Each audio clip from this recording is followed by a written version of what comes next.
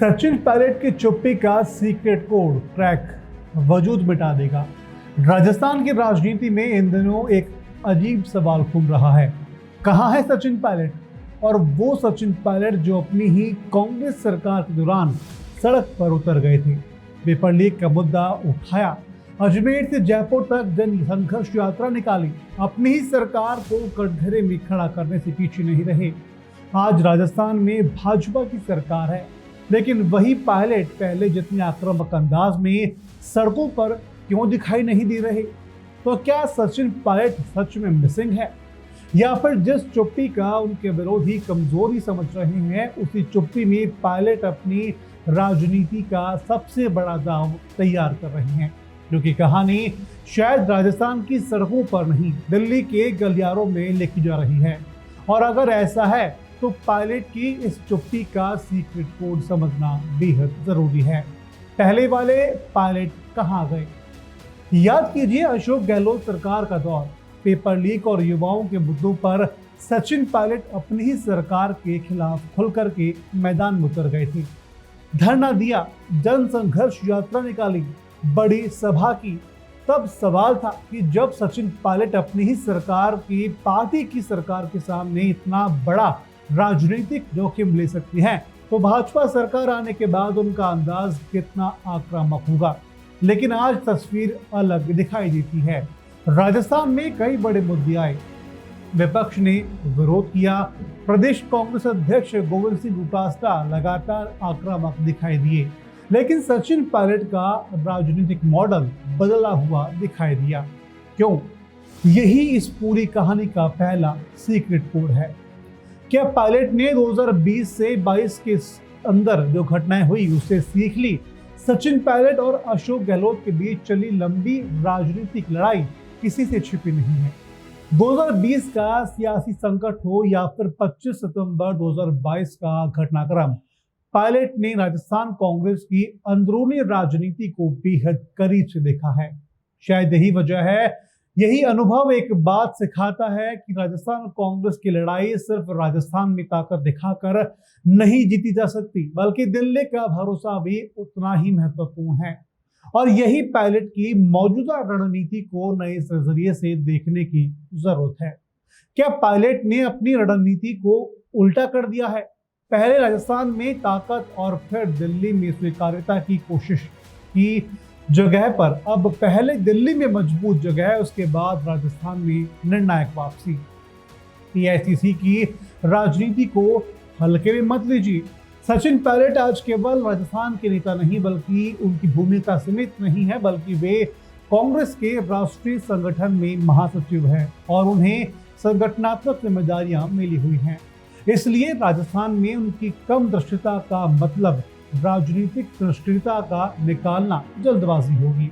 यह भी संभव है कि पायलट अब रोजाना की राजस्थान कांग्रेस की खींचतान में अपनी ऊर्जा लगाने के बजाय हाईकमान के साथ में अपनी उपयोगिता को और भरोसे को मजबूत करने पर ज्यादा फोकस कर रहे हैं।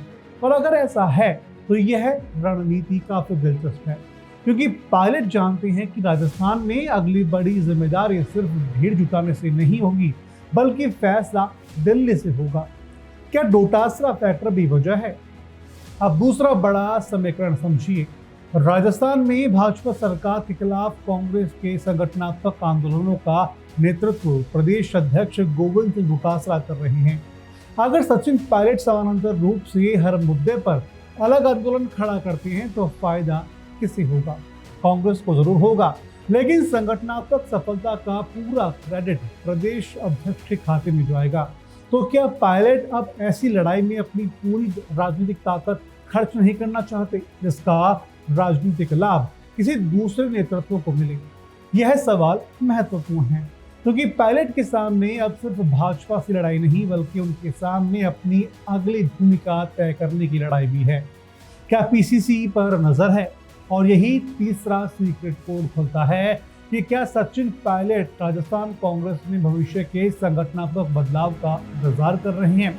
क्या वे खुद किसी बड़ी प्रदेश स्तरीय भूमिका में वापसी चाहते हैं, या फिर चाहते हैं कि संगठन में उनके किसी विश्वसनीय चेहरे को बड़ी भूमिका मिले, उसकी भूमिका मजबूत हो? फिलहाल इसका कोई घोषित जवाब नहीं है, लेकिन अगर भविष्य में राजस्थान कांग्रेस के संगठन में बड़ा बदलाव होता है तब पायलट की मौजूदा चुप्पी के मायने अचानक बदल सकती हैं।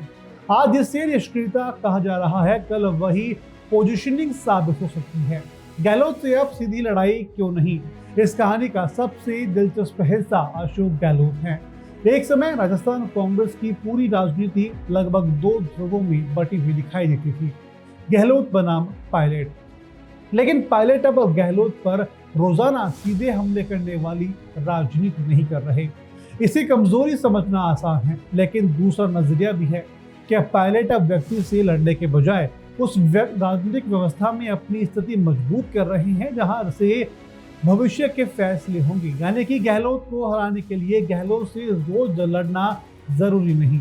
कई बार राजनीति में सामने वाले के खिलाफ शोर करने से ज्यादा महत्वपूर्ण होता है कि अगले फैसले के समय आपकी कुर्सी कहाँ रखी हुई है, मिसिंग पायलट या मिशन पायलट। और शायद पूरी कहानी यहीं आकर बदल जाती है। सचिन पायलट राजस्थान की सड़कों पर पहले जितने दिखाई नहीं दे रहे, लेकिन इसके यह संघर्ष या फिर यह निष्कर्ष नहीं निकलता कि उनकी राजनीति खत्म हो गई है।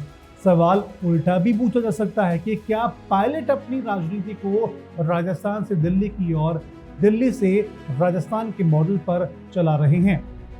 पहले हाईकमान का भरोसा, फिर संगठन में मजबूत स्थिति, उसके बाद सही समय का इंतजार और फिर संगठन में राजस्थान में वापसी हो। अगर यही रणनीति है तो पायलट की चुप्पी कमजोरी नहीं बल्कि पॉलिटिकल पेशेंस है, लेकिन इसमें जोखिम भी बहुत बड़ा है। राजनीति में बहुत लंबी चुप्पी नेता और जनता के बीच में दूरी भी पैदा कर सकती है। अगर पायलट सही समय पर राजस्थान में सक्रिय नहीं हुए तो जिस सियासी स्पेस को वे भविष्य के लिए बचा कर रखना चाहते हैं उस पर कोई दूसरा नेता कब्जा कर सकता है। इसलिए पायलट का दाव दोधारी तलवार है। सही समय पर वापसी हुई तो यही चुप्पी मास्टर स्ट्रोक कहलाएगी, और समय निकल गया तो विरोधी इसी चुप्पी को उनकी सबसे बड़ी कमजोरी बना देंगे। इसलिए फिलहाल सवाल यह नहीं है कि सचिन पायलट कहाँ है, असली सवाल है कि सचिन पायलट किस समय का इंतजार कर रहे हैं। क्योंकि अगर यह चुप्पी किसी बड़ी राजनीतिक वापसी की तैयारी है तो आने वाले वक्त में राजस्थान कांग्रेस की कई स्थापित समीकरणों का वजूद जरूर खतरे में पड़ सकता है। आपको क्या लगता है, पायलट गायब है या फिर सही वक्त पर बड़ा सियासी दांव चलने के लिए खामोशी से अपनी जमीन तैयार कर रही हैं? कमेंट में जरूर बताएं। और मैं हूं आपका दोस्त रौनक और आप देख रहे हैं पीके टाइम्स।